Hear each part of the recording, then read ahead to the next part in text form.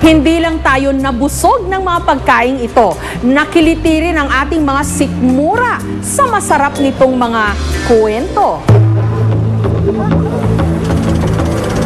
Ang karagatan sa bayan ng Aburlan sa Palawan, binagaharian daw ng isang kakaibang lamang dagat.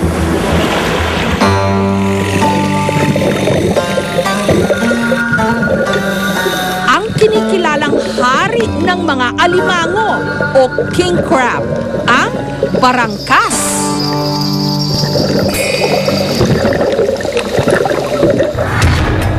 Ang mga sipit ng barangkas nasa ilalim ng kanyang bao o shell. Lumalaki ito ng gaplato at hindi katulad ng alimango. Meron itong buntot na parang sa stingray o pagi. Oh, nangangalapag pa. Kasama ito ng maraming mga isda at alimasag na nahuhuli sa lambat. Mataba yan. 30. Kada piraso nito na ibibenta niya ng 30 hanggang 50 pesos. Tuwing magpipiknik naman ang pamilya Aurino, ang paborito nilang pagsaluhan, ginataang barangkas. Una munang iihawin ang barangkas.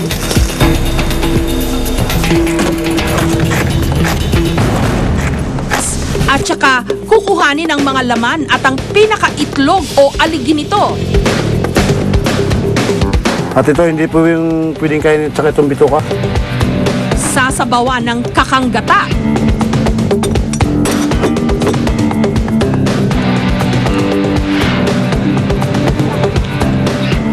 Manamis-namis na malinamnam.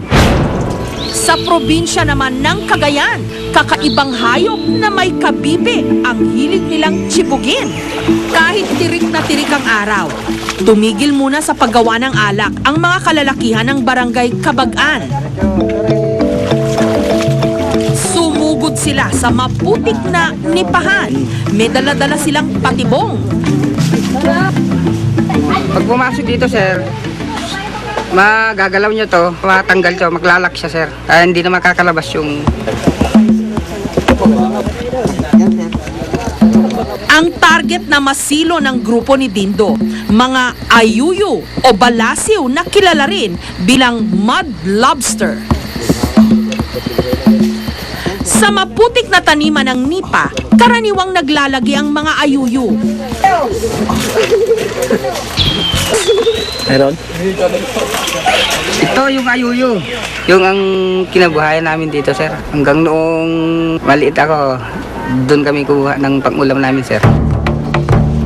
Ang sipit nito, katulad ng sa alimango. Kaya dapat sa katawan lang o buntot ito hawakan.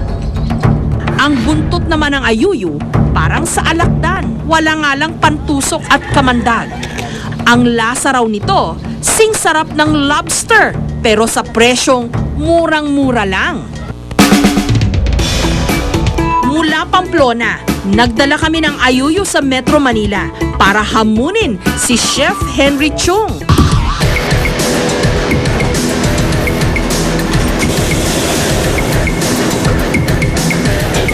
Ang sintensya niya sa ayuyo,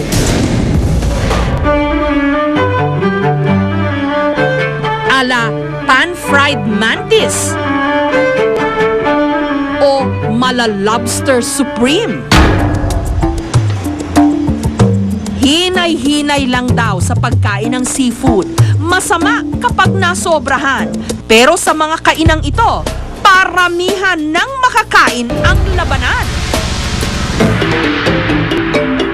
Mga sikat na putahe saan man sa mundo, narito. Mediterranean, Indian, Japanese, Chinese.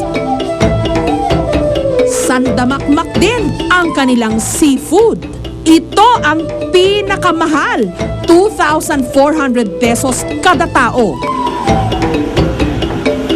Pito lahat ang kanilang food stations. Pinakamahaba raw ito sa buong Pilipinas.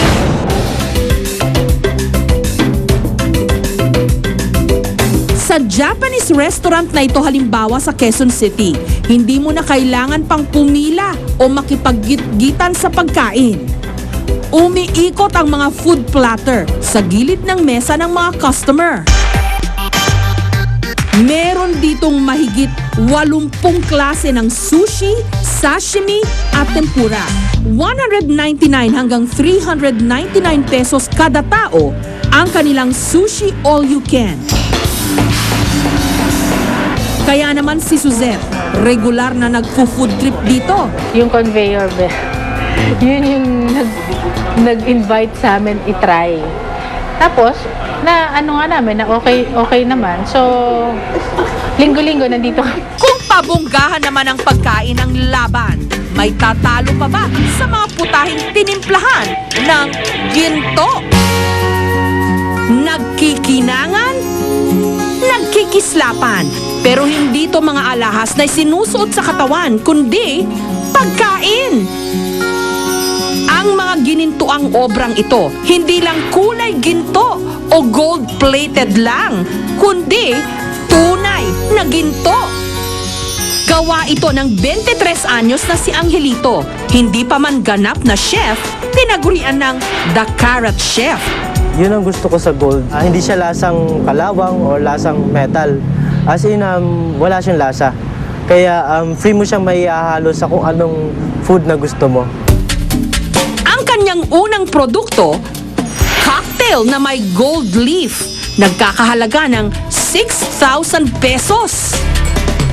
Ang pambato naman niyang main course, golden roast beef with gold and African diamonds. Una munang niluto ang marinade. Pinaghalo-halo ang toyo, suka at lambanog. Nilagyan ng iba't ibang spices. Sunod na ibinabad ang beef sa marinade. After 24 hours, pwede na natin i-roast itong ating beef. Mainam daw kung sa microwave ito iihawin para pantay ang pagkakaluto. Kapag luto na ang karne ng baka, maingat ditong inilalatag ni Angelito ang mga gold sheet at African diamonds. Kada piraso nito, 50,400 pesos ang presyo. Ang ilang pagkain na aming inihain, naging bahagi rin ng kasaysayan. Sa Heroes Hall ng Malacanang, ilang oras matapos ang panunumpa ni Pangulong Noynoy Aquino, tila may pinagkakaguluhang celebrity ang mga empleyado at bisita ng palasyo. Kabi-kabila ang mga nagpapapicture. Ang bida may taas na 18 inches, lapad na 40 inches, at haba na 80 inches. Ito ang kauna-unahang inaugural cake na matitikman ng ating bansa. Ang disenyo, replika ng Malacanang. Nung nakita ni Pangulong Noynoy ang cake sa inaugural cocktail kinagabihan ng June 30, tuwang-tuwa ito. Simpleng handaan lang daw ang bilin ng bagong Pangulo. Pero dahil bigatin ang mga magsasalo-salo, ang mga pagkain, pinabongga na lang daw ang presentasyon. Katulad ng kanilang pambatong drunken shrimp o nilasing na hipon. Ang isa pang handa sa inaugural reception, prichon.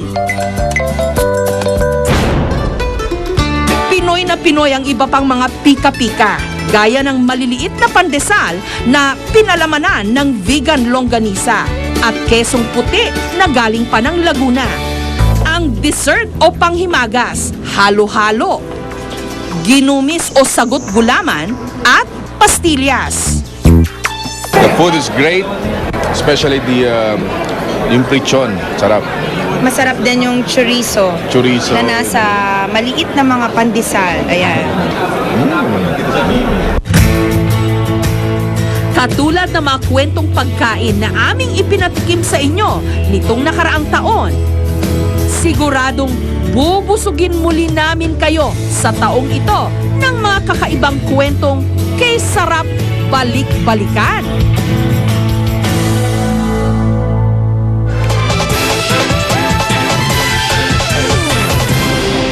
Susunod, kung ano ang uso at napapanahon, dito nyo unang nabalitaan. Samain